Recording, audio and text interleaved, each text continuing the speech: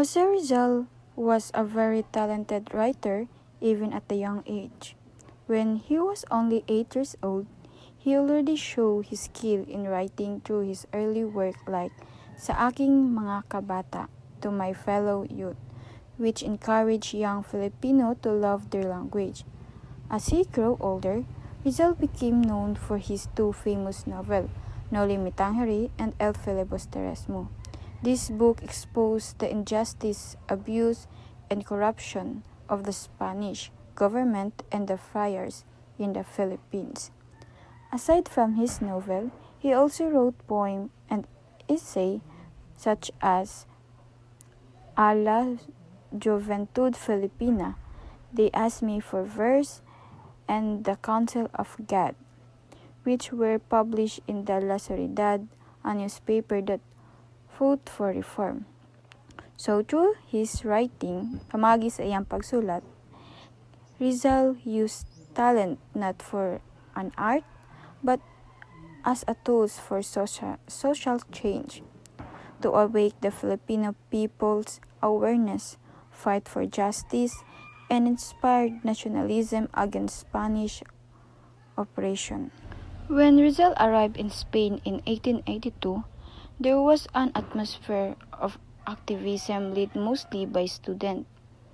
Around this time, Spain government was in disarray because the newly adopted 1876 Constitution created a power vacuum. So, a power vacuum, it means there was no clear or strong leader or authority.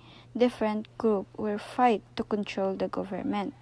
So, in short, Spain was politically chaotic and full of activism.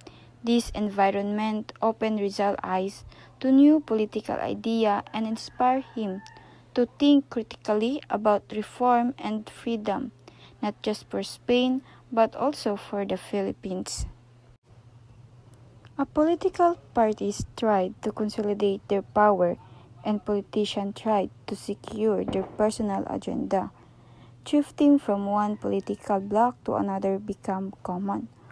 Corruption was prevalent in the Spanish government.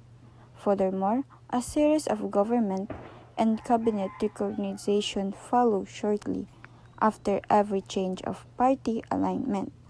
Meanwhile, ang simbahan kay still affordable force in almost every aspect of Spanish society. In short, ang Spain government kay puno siya og mga corruption and political chaos, while ang simbahan remained very powerful. So results show how this combination of selfish politics and religious control made society unfair, and it helped shape his idea about reform and freedom later on. This was the situation in Spain that Rizal witnessed when he arrived. He was also welcomed in the atmosphere of liberalism, which exposed him to ideas formerly foreign to him. This was when he became aware of the concept of assimilation, wherein the Philippines can be considered as a province of Spain, not just a tributary colony. For Rizal, this meant that Filipino could be equal with the Spaniard. Shortly after arriving in Barcelona, Rizal started contributing to the short-lived bilingual newspaper or Diario Tagalog, together with Marcelo H. del Pilar in 1882. Most of Rizal's contributions were focused on the idea of national regeneration through education. Likewise, Rizal also contributed to the other publication led by Garciano Lopez Haina.